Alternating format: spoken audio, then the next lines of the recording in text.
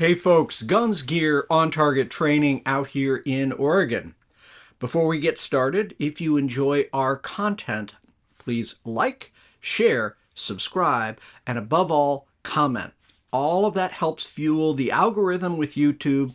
And for those of you who watch YouTube videos, they really like to suppress anything that's Pro 2A or firearms related. So every subscriber we can get helps push back a little bit against that challenge. Today I wanted to talk to you briefly about a new product that's come out, I don't know, 6 months or something, called StopBox. And essentially it's a mechanism, a box that sort of meets some people's needs of some device to secure their firearm, handgun specifically, when it's not on their person. And so we've tried this out. I think it's interesting. I will share with you sort of how it works. If you haven't seen it already, it's a box that looks like this. It's lightweight. It's made out of plastic, but it does have some metal reinforcing, which we'll show you in just a minute. It's opened and actuated by a code by depressing certain buttons here, as well as the button on the thumb. You can use any kind of lock with this if you really wanted to make sure that someone didn't have access to it quickly. If they did know the combination, simply putting a lock on that would do it. Additionally, you can change the combination of the buttons that you push down.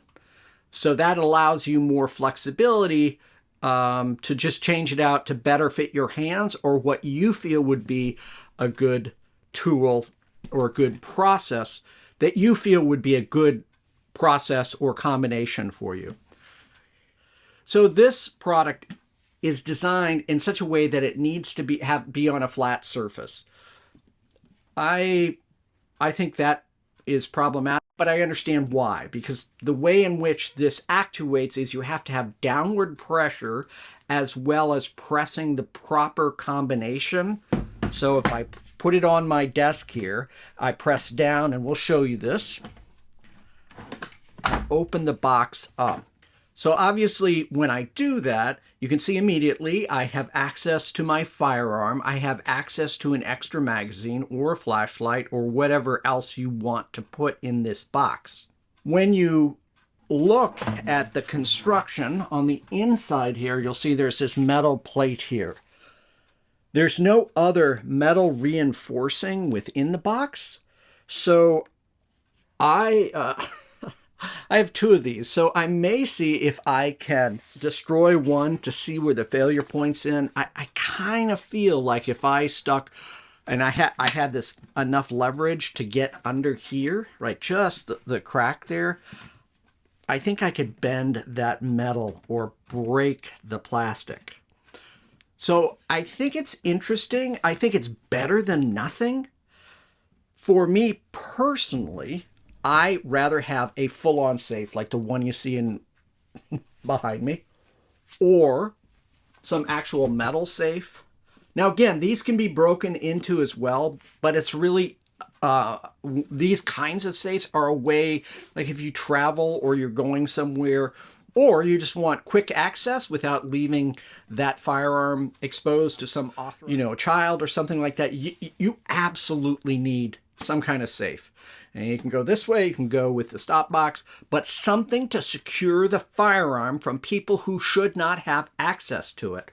So there's no better, best.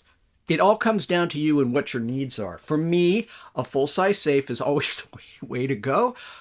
Or if not that, then at least something like this that is secured in such a way within my house that it would be difficult to rip it off in terms of just pulling it out and running out with it and then breaking it open later. There's no safe, even these big, massive safes, that you couldn't get into if you had enough time and the right tools. Torches, acetylene torch, various things to cut right through that stuff. Eventually you could get in. The idea is most criminals are just going to snatch and grab, right? They're going to come into your house. They're going to grab anything that they can that's immediately accessible. And that's why these safes can be problematic, because you can just take this and run out with it, break into it later. But most criminals aren't going to take the time and bring tools to break into that safe. I mean, and also where we live, it'd be awful hard to get to that safe, but anything could happen. So again, that's a quick look on the StopBox. Pros and cons. Pros, lightweight, easy to use, has the ability to reset the combination, so you can choose whatever combination you want, has the ability to put a lock on the outside to better secure it.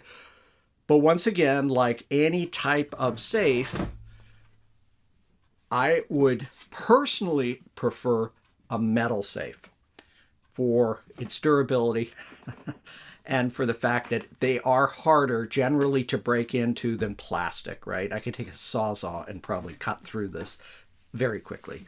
Harder to do that with metal, but could happen with metal. Anyway, enough of that. I appreciate each and every one of you watching. We're almost to 100,000 subscribers. We're about 1,000 subscribers short right now. So please invite friends, family, anyone you know who's Pro 2A and interested in firearms content to check us out and subscribe. Stay safe.